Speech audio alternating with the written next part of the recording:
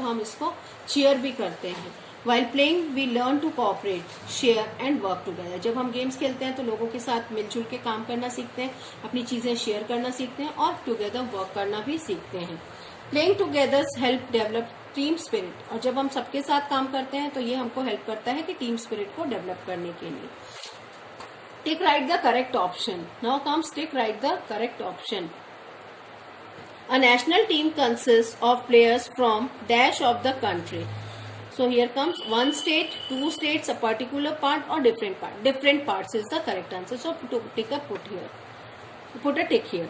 What do we learn while playing games? जब हम games खेलते हैं तो हम क्या लर्न करते हैं? Cooperation, sharing, working together, all of these. So all of these is the correct answer. So put a tick here. Okay, is this clear? Now comes the breathing. Breathing. When we play games or do activities like running and jumping, जब हम games खेलते हैं या running करते हैं या jump करते हैं, we need energy. तो हमको इसके लिए एनर्जी चाहिए। We get energy from the breakdown of digested and absorbed food. जो भी खाना हम खाते हैं और जो फूड हमारा डाइजेस्ट होता है उससे जो हमें एनर्जी मिलती है वो एनर्जी यूज होती है इनके लिए। Glucose by oxygen taken during the breathing, ठीक है। तो जब हम ऑक्सीजन अंदर लेते हैं उससे भी एनर्जी हमें मिलती है। The mechanism by which organisms take in oxygen from the air and gives out carbon dioxide is called breathing. You all know breathing. What is the breathing process? जब हम सांस लेते हैं तो ऑक्सीजन अंदर जाती है, जब हम सांस छोड़ते हैं तो कार्बन डाइऑक्साइड जो है उसको एक्सेल कर देते हैं। ऑक्सीजन को इनहेल करते हैं, कार्बन डाइऑक्साइड को एक्सेल करते हैं। दिस इज कॉल्ड ब्रीदिंग, ठीक है। The taking of air rich in oxygen into the body is called inhalation, and the giving out of the air outside the body is called exhalation. Breathing is a continuous process that goes on all the time and throughout the life. जब तक हम जिंदा हैं तब तक सांस हम लेते ही रहेंगे, पूरे टाइम ये प्रोसेस ब्रीदिंग का चलते रहता है कि ऑक्सीजन अंदर जाता है, इनहेल करते हैं और कार्बन डाइऑक्साइड गैस को एक्सेल करते हैं। While breathing in, the rib cages move towards upwards, outwards and upward. जब हम सांस लेते हैं तो रिब केजेस क्या होती है, बाहर की तरफ आती है और ऊपर की तरफ आती है, with the help of the muscles and the chest, muscles and chest से। और इसमें क्या होता है, वाइल ब्रीदिंग आउट, जब हम ब्रीथ आउट करते हैं तो क्या होता है, the rib cage moves inwards and downwards, अंदर की तरफ जाता है और नीचे की तरफ, with the help of the muscles of the chest. The diaphragm contracts and flattens out, और यहाँ पे डिफाग्राम जो होता है वो क्या होता है, कॉन्ट्रैक्ट हो जाता है, सिकुड़ जाता है और फ्लैट हो जाता है।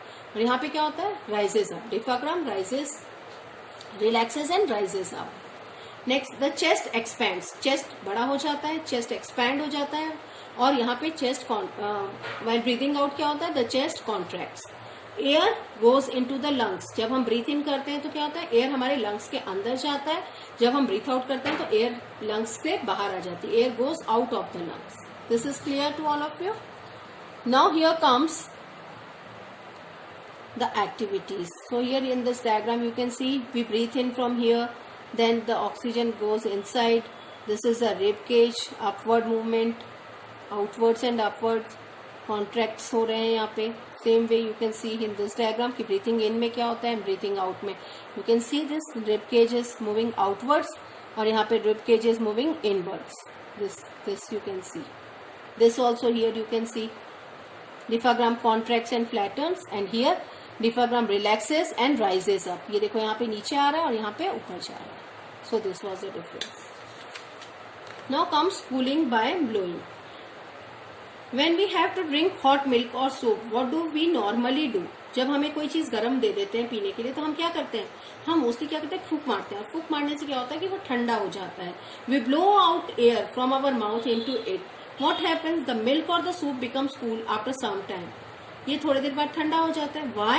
The water vapor in the air we breathe out, जो हम मुंह से फूंक मारते हैं तो उसमें जो वाटर वेपर होते हैं makes the heat rising from the hot milk or soup escape faster. So blowing air from the mouth cools the hot drink. तो जब हम फूंक मारते हैं तो उसमें जो वाटर वेपर्स होते हैं उसके कारण वो जो हॉट होता है, वो थोड़ा सा हॉट ड्रिंक होता है, वो ठंडा हो जाता है। Helping a fire to burn while blowing. Have you ever seen a village woman lighting her चूल्हा? ये देखो यहाँ पे एक चूल्हा जला रही है और इसने एक वो ले रखा है, पाइप टाइप ले रखा है, उससे क्या करती है, वो फूक मारती है और यहाँ पे फायर वो होती है। यहाँ पे क्या जाता है, एयर चले जाते हैं इस पाइप से। So we will discuss you, ठीक है। She blows out air through the metal pipe, एक मेटल पाइप से वो एयर को ब्लो करती है ओवर द फायर, आग के ऊपर। Why? Complete burning of the fuel in chulha takes place when more air is supplied.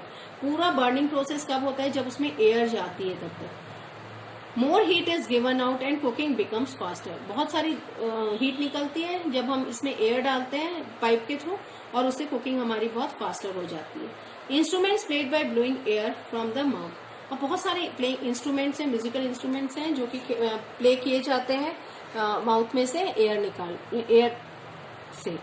We play many musical instruments by blowing air from the mouth. जैसे ये फ्लूट है ना, सैक्सोफोन है, ट्रम्पेट, क्लैरिनेट, फ्रेंच हॉर्न, ये सब चीजें हैं। इनमें हम क्या कैसे, how do we play this, इसमें फूक मारते हैं तो इससे ये प्ले होता है।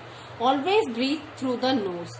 हमें हमेशा कैसे ब्रीथ करना चाहिए, we should always breathe through the nose. Nose से ब्रीथ करना चाहिए, माउथ से ब्रीथ नहीं करना चाहिए। बिकॉज नोज में जो छोटे छोटे हेयर्स होते हैं, वो जब हम नोज से ब्रीथ करते हैं तो कोई भी डस्ट पार्टिकल्स जो होते हैं उनको वहां रोक लेते हैं और अंदर नहीं जाने देते हैं।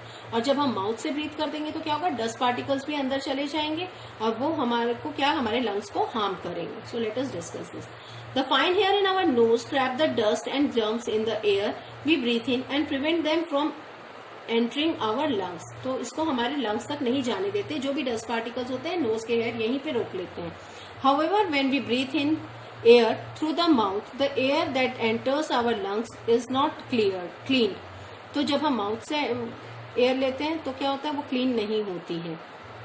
It carries dust and germs into our lungs and we can fall sick. So here you can understand this. So this was the lesson. So go through this lesson, read it properly. Thank you.